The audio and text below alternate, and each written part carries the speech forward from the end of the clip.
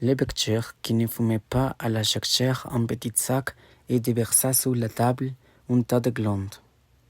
Il se mit à les examiner l'une après l'autre avec beaucoup d'attention, séparant les bonnes des mauvais.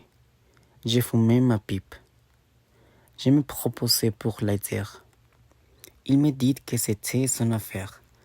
En effet, voyant le son qu'il mettait à ce travail, je n'insistais pas. Ce fut toute notre conversation.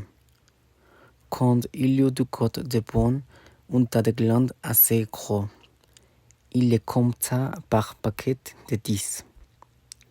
Ce faisant, il éliminait encore les petits fruits ou ceux qu'il étaient légèrement fendus, car il les examinait de fort près.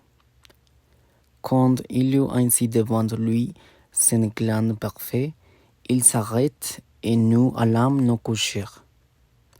Le lendemain, il fit sortir son trompeau et il les mena à pâture. Avant de partir, il trempa dans un seau d'eau le petit sac où il avait mis les glandes soigneusement choisies et comptées. J'ai remarqué qu'en guise de bâton, il emportait un triangle de fer gros comme le pouce et long d'environ 1,50 m. Arrivé à l'endroit où il désirait aller, il se mit à planter sa triangle de fer dans la terre. Il faisait ainsi un trou dans lequel il mettait une glande, puis il rebouchait le trou. Il plantait des champs. Je lui demandai si la terre lui appartenait. Il me répondit que non. Savait-il à qui elle était? Il ne savait pas. Il supposait que c'était une terre communale. Ou peut-être était-elle la propriété de gens qui ne s'en souciaient pas? Lui ne souciait pas de connaître le propriétaire.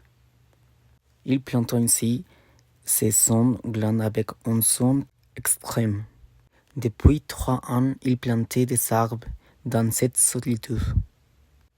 Il en avait planté 100 000.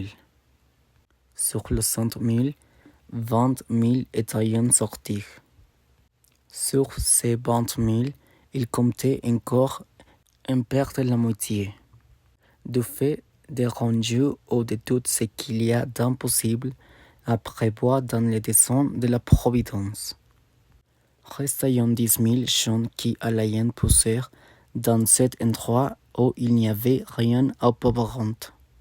C'est à ce moment-là que je me souciais de l'âge de cet homme. Il avait visiblement plus de 50 ans. 55, me dit-il. Il s'appelait Elzert Bouifier.